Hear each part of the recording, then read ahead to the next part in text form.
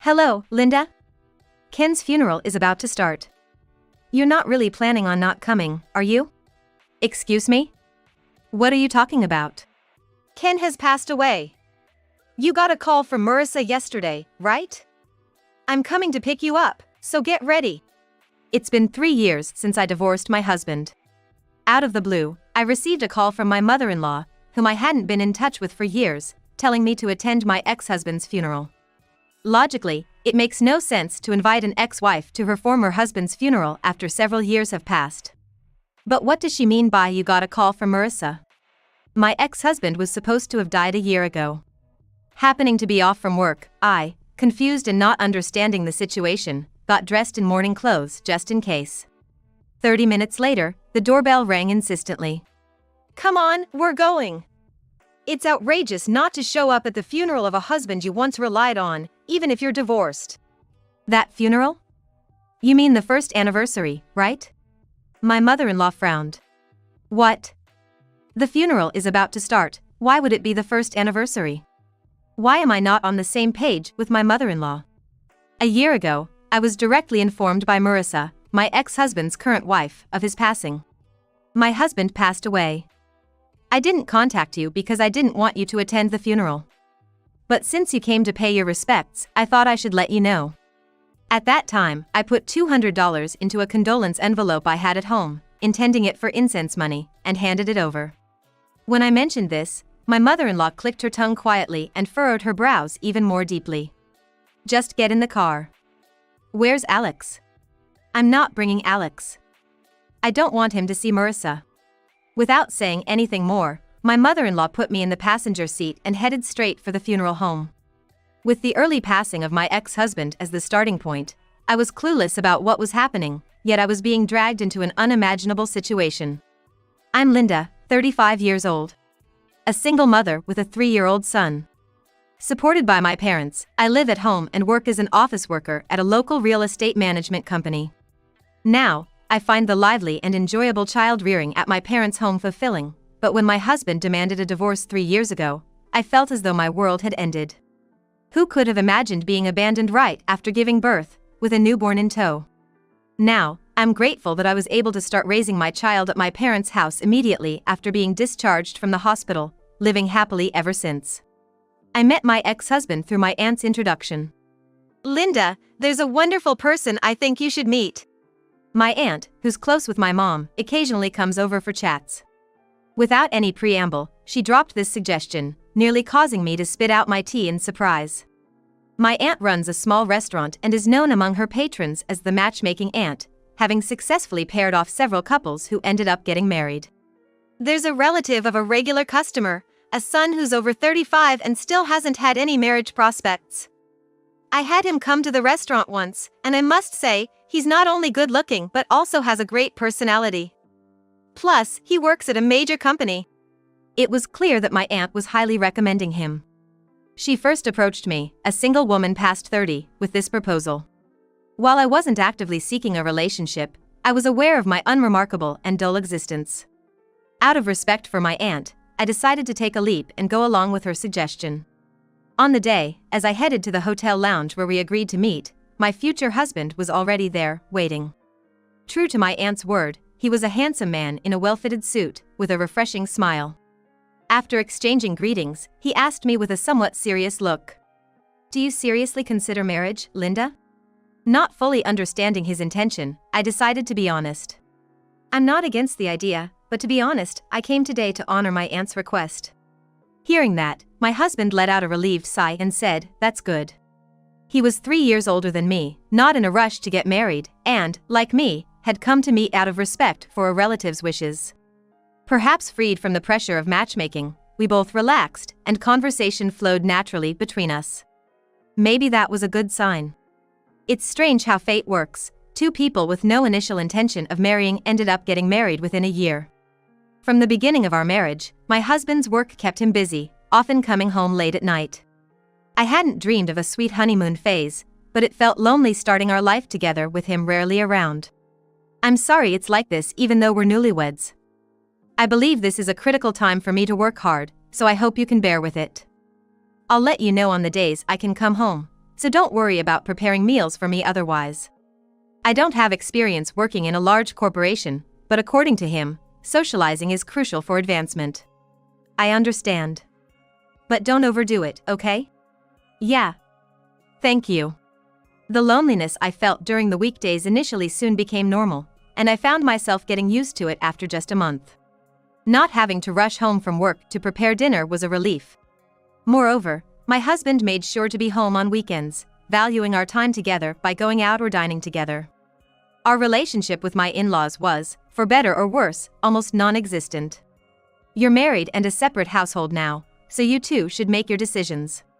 From our initial greeting, my in-laws were indifferent and never interfered in our affairs. In a way, I think our marriage started off smoothly.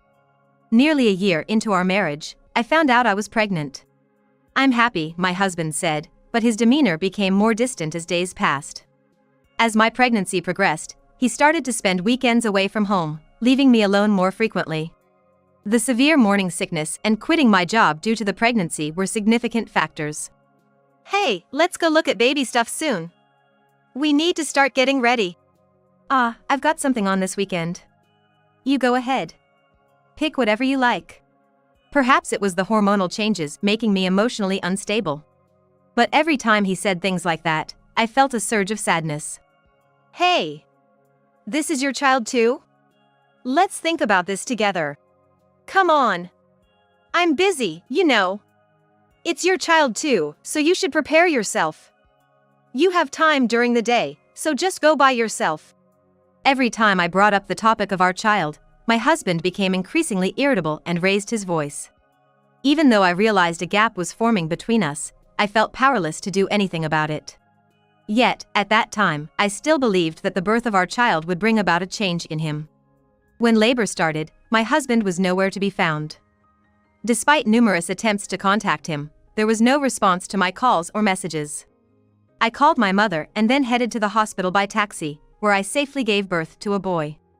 After waking up, I contacted my husband again, and he said, "Well done. It's pointless for me to be there now, isn't it? Let me know when you're being discharged. I'll come to pick you up." Hearing that provided me with a bit of relief. During my hospital stay, both my parents and my in-laws came to see the baby, taking turns holding him and saying, "He's so cute." Even my usually indifferent in-laws seemed genuinely happy at that moment. Although I was surrounded by happiness, the one person I wished most to be there, my husband, was absent. In the end, my husband never visited the hospital, not even once, and I found myself unable to share my feelings or seek advice from anyone. On the day of discharge, my husband came to pick me up from the hospital room at the time I had told him. As soon as he entered the room, I handed him our sleeping son without a word. For a moment, my husband looked surprised but then silently stared at his face, standing still. "The name's Alex, right? Hoping for a bright future." I was surprised that my husband had thought of a name for our son. I thought it was a good name. Surely, everything will be okay. At that moment, I couldn't help but believe that a fun and happy future with our baby awaited us. However, my hopes were shattered in an instant. Returning home for the first time in a week, I found a pair of high heels with ribbons I had never seen before at the entrance. Entering the living room, there was a young woman wearing a short dress. "I want a divorce. I've realized I don't want children after all." Without a chance to sit down, my husband said this and thrust divorce papers in front of me. "Why didn't you say something sooner? The child is already born. And why bring me all the way here if you wanted a divorce? It can't be helped, right?" Marissa said she wanted to meet you and apologize. I felt dizzy hearing my husband say this with a smirk on his face. I thought it might be nice to have a family and make a home for the sake of my career. But when I actually saw the pregnancy, I just felt like I couldn't handle it. What is he even talking about? Wait, what do you mean? So, you're saying the marriage itself was for the sake of your career? That's right. You were the type to obediently follow what I said. It was convenient having you around, not just for companionship but like a housekeeper for my needs while I still wanted to have my fun. I stared at my husband in disbelief. But I just can't do the kid thing. I don't want my time taken up by children. I was so shocked I couldn't find the words to respond. I had no idea he was this kind of person. I never imagined his late nights were spent with other women. The memories of what I thought were 2 happy years of marriage suddenly seemed tainted. Well, I did learn that being married helps with social credibility. So, I've decided to remarry this one who agrees with me on not wanting kids. Plus, she's prettier than you. With that, my husband pulled the woman closer by the shoulder. I'll pay you alimony and child support around the standard rate, so just send me the bill or whatever later. I'm really sorry it's come to this, ma'am. The woman said with a smug look, her apology lacking any sincerity. She probably wanted to see my devastated face. That's why, in front of this woman alone, I refused to let myself cry. The poor baby being born into this, really so sad. Feeling infuriated by her pitiful gaze directed at my son, I snatched the divorce papers my husband was holding out. I'll file these myself. Filled with misery, I wanted nothing more than to leave that place as quickly as possible. I'll send your stuff to your parents' house later. Thanks for everything until now. Bye-bye. Good luck being a single mom. Every word from that irritating woman made me want to punch her, but I silently turned and walked towards the entrance. The cardboard boxes stacked in the Japanese-style room next to the entrance were probably my belongings. They're all set to get rid of me. Holding my baby, I suppressed my frustration and left the familiar apartment behind. Despite my initial fury, by the time I reached my parents' house, I was utterly dejected and emotionless. With a blank expression, I started to explain what had happened, and my parents exploded with emotion on my behalf. That idiot! My father, face red with anger and ready to storm out and confront my husband, was held back by my mother and me. My father's anger was so intense, it seemed unlikely that merely hitting someone would satisfy him. As I tried to hold him back, tears naturally started to fall. Damn it! I was overwhelmed by frustration, sadness, anger, and despair. All the emotions I had been suppressing surged forth, and before I knew it, I found myself crying uncontrollably like a child. It was only when both my parents hugged me and cried with me that I began to regain my composure. I decided to inform my in-laws of the divorce over the phone. It pained my heart, especially since they had been happy about their grandchild's birth at the hospital just the other day. So, if that's what you two have decided, I won't say anything. It's a shame about the grandchild. I'm sorry for what Ken did to you. My mother-in-law apologized, but she did not suggest trying to mend the marriage. Perhaps her son's marriage and his affairs were never truly of concern to my in-laws from the start. Afterward, through a lawyer, I filed for alimony and child support, and the divorce was finalized without issue. The alimony for both of us was transferred in one lump sum by my husband. He probably wanted to settle everything quickly to move on with his remarriage. We agreed on a child support payment of $800 every month, but there was no demand for visitation rights with our son. Realizing he truly had no interest in our child, I felt a clear sense of closure. Thus, our marriage ended unceremoniously after just 2 years. After the divorce, I moved back to my parents' house with my son, Alex.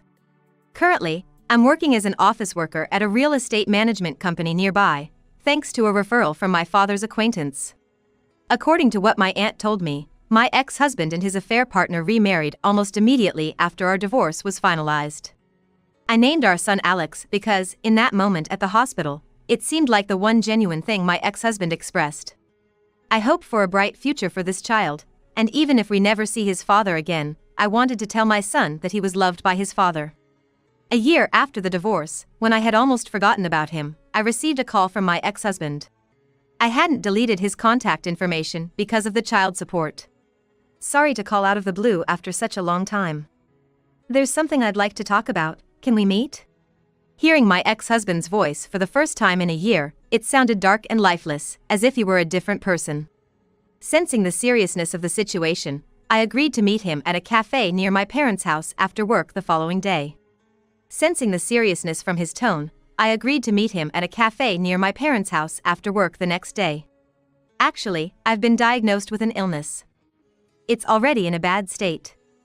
It's ridiculous that I didn't notice anything wrong with my own body until it got to this point. He said with a weak smile, leaving me at a loss for words. So, I might not be able to provide child support going forward. That's why I want to make our son the beneficiary of my life insurance. I was taken aback by his sudden offer, but I nodded silently to his earnest expression. Leaving a large sum of money to Marissa wouldn't do any good, he muttered under his breath. Driven by curiosity, I couldn't help but ask. What did you see in her? Was it her looks? Yeah, that was part of it. But despite appearances, she had her diligent moments. She seemed to understand what men wanted, knew how to reach out where it itched. Though, now I realize that was just her way of snagging a man. Somehow, his response made sense to me. I had never believed he was someone to marry solely based on appearances. But from the way he spoke, it seemed Marissa had outplayed him. Facing death, I've finally had the chance to reflect on my pointless life. The only thing of value I ever did was marrying you and bringing our child into this world. In the quiet cafe, only the sound of him sniffing echoed. I did something terrible to you back then. I'm an idiot for not realizing it until it came to this. I'm truly sorry. This is the only way I can make amends now. I could feel the sincerity in my husband's words. All right. Make Alex the beneficiary. He's named Alex? When I nodded, my husband, unconcerned about the onlookers, began to cry out loud. I felt a slight relief knowing that he indeed had a heart. Later, we met again to sign and stamp the documents as the legal guardian.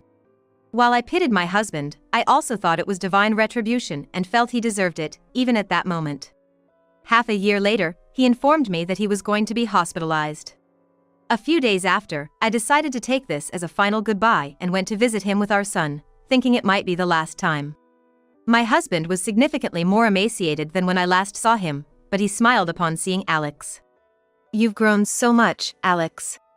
Thanks to being taken around by his grandparents, Alex, who wasn't shy around strangers, smiled back at my husband.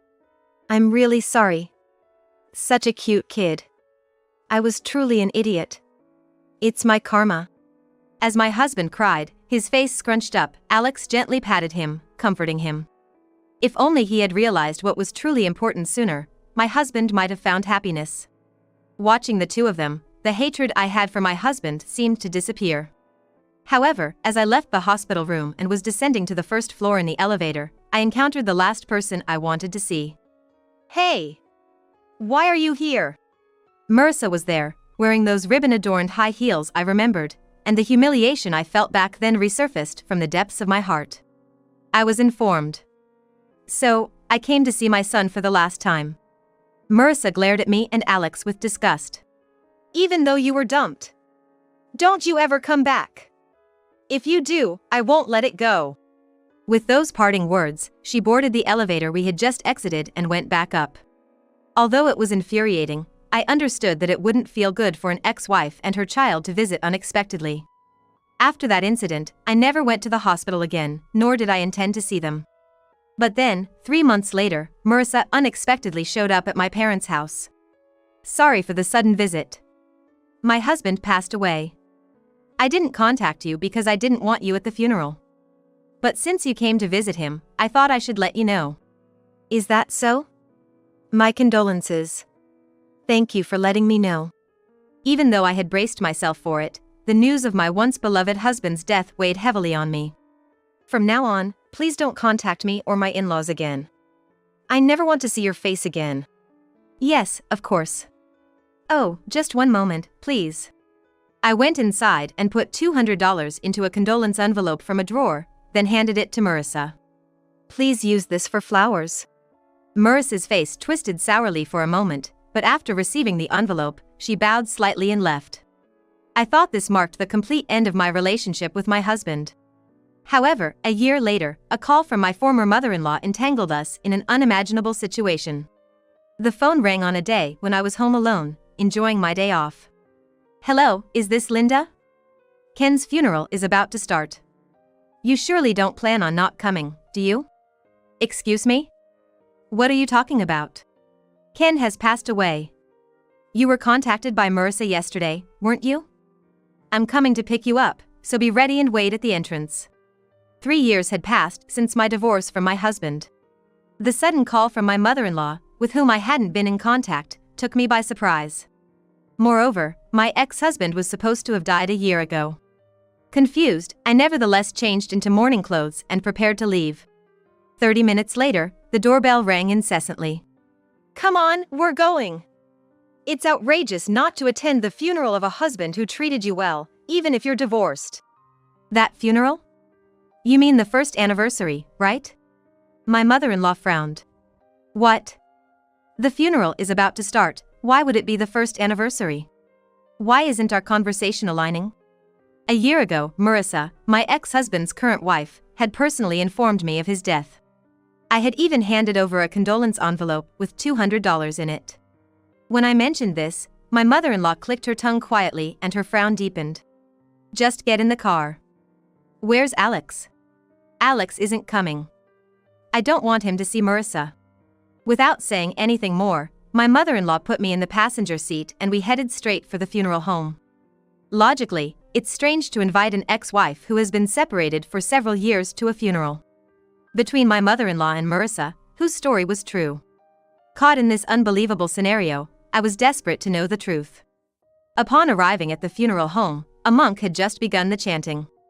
The funeral hall was small, indicating a service only for close family members. My husband's portrait was displayed on the altar. It indeed appeared to be my husband's funeral today. Feeling as if I'd been caught in an absurd twist, I couldn't help but let out a wry smile. The funeral proceeded without issue, and as we waited for the departure of the hearse, Marissa approached me aggressively. Hey! Why are you here? Didn't I tell you never to show your face again? Why are you attending without being invited? As always, Marissa's way of speaking was infuriating. I was the one who called her. Didn't I tell you that I would contact Linda? What? Use your head. I didn't want her here at the funeral. My mother-in-law sighed deeply, frowning. You lied about Ken dying a year ago and even accepted a condolence money from Linda. Is there another reason you were so adamant about her not coming? Marissa's face tensed for a moment, and I could hear her swallow hard. Linda, I invited you today because I thought you deserved to say thank you and farewell to Ken, considering how well he treated you. You were taken care of, so it seemed right to express gratitude and see him off. I tilted my head, confused by what my mother-in-law was saying. Despite receiving child support every month, didn't she always demand more? It was clear that Marissa was beginning to panic. Even though it wasn't hot, she was sweating profusely on her forehead. Yes, that's right. Since she was getting child support from him every month, she should pay her respects properly. But look, the funeral is over now, so you can go home. We'll say our goodbyes with just the family now.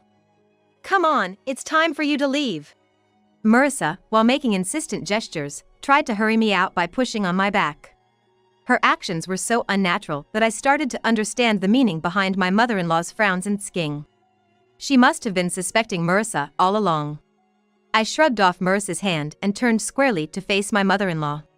What? Additional child support? I haven't received anything beyond the agreed amount. I haven't been in contact with him for a long time. My mother-in-law's expression turned thunderous in an instant. So, you've been deceiving us all along. You complained about Linda's demands being too high, so I've been sending you $1,000 every month, and you've been pocketing all of it. I never imagined Marissa was exploiting me to extort money from my in-laws. Cornered by the stares from my mother-in-law and me, Marissa, realizing she couldn't make excuses, defiantly started to lash out. It's not my fault.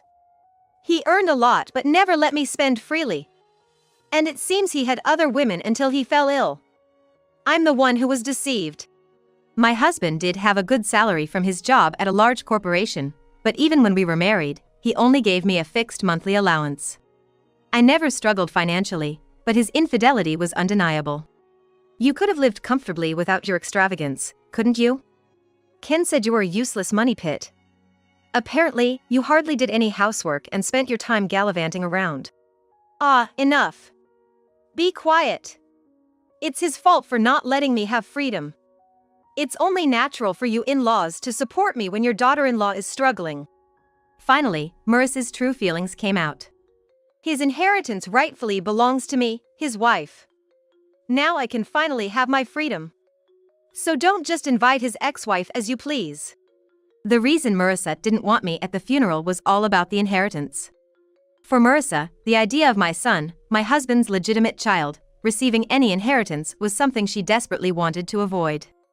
The relatives waiting for the departure of the hearse were frowning and whispering among themselves. Hearing the commotion, my father-in-law came over and apologized to me. "I'm sorry you got dragged into this mess.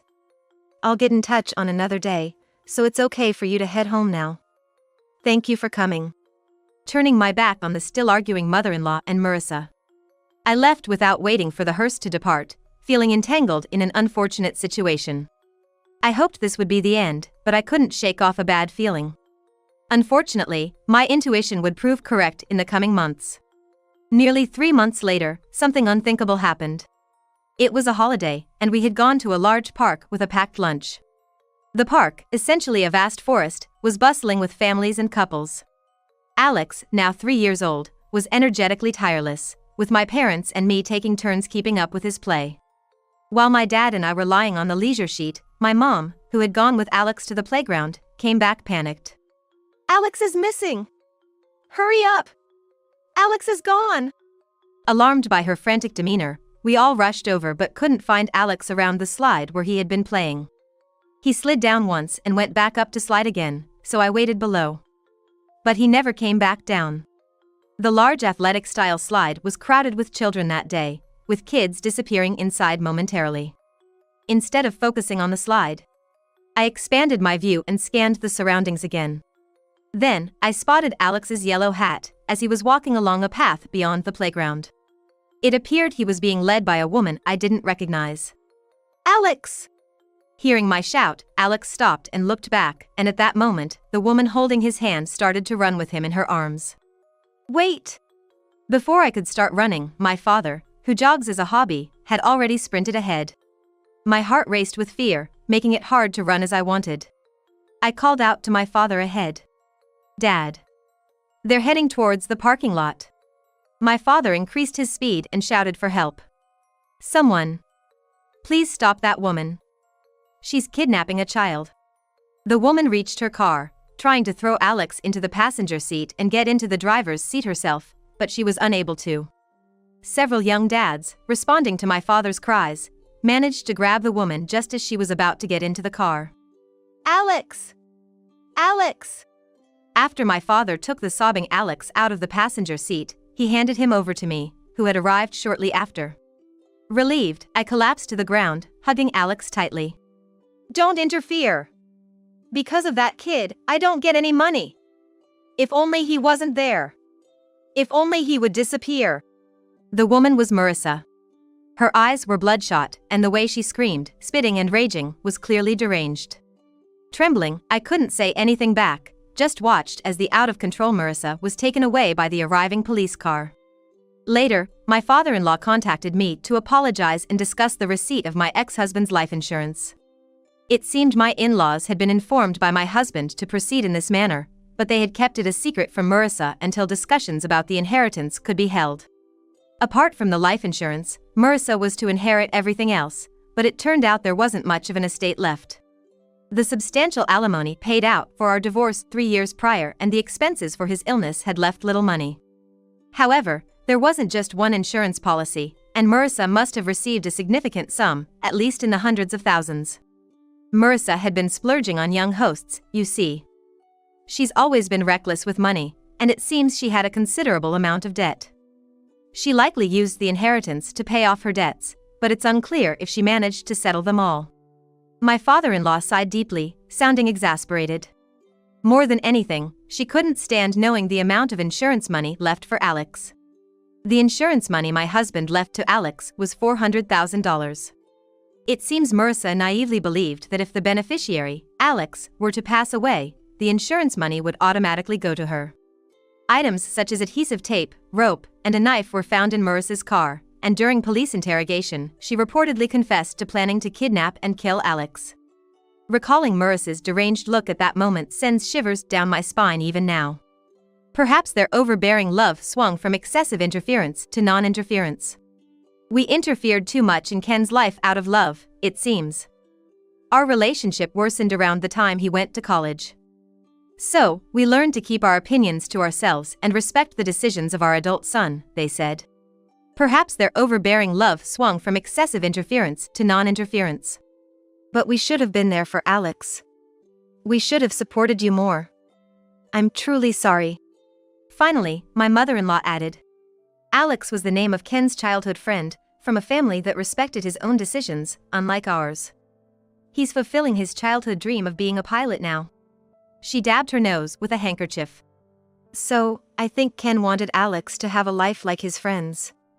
Thank you for keeping the name my son suggested for our grandson. There's no doubt that the moment my husband first held our child, he wished for a happy future for him. Just knowing that was more than enough for me. While I can't forgive what my husband did, I no longer harbor any hatred towards him. Considering the future, our family has decided to move to my mother's hometown, which is a plane ride away. It seems Marissa won't be getting out from behind bars anytime soon, but truly, I never want to see her face again. We were dragged into an unbelievable situation, but it brought some clarity. Someday, I want to tell Alex, your dad truly wished for your happiness. Moving forward, our family of four intends to live happily, respecting each other's decisions.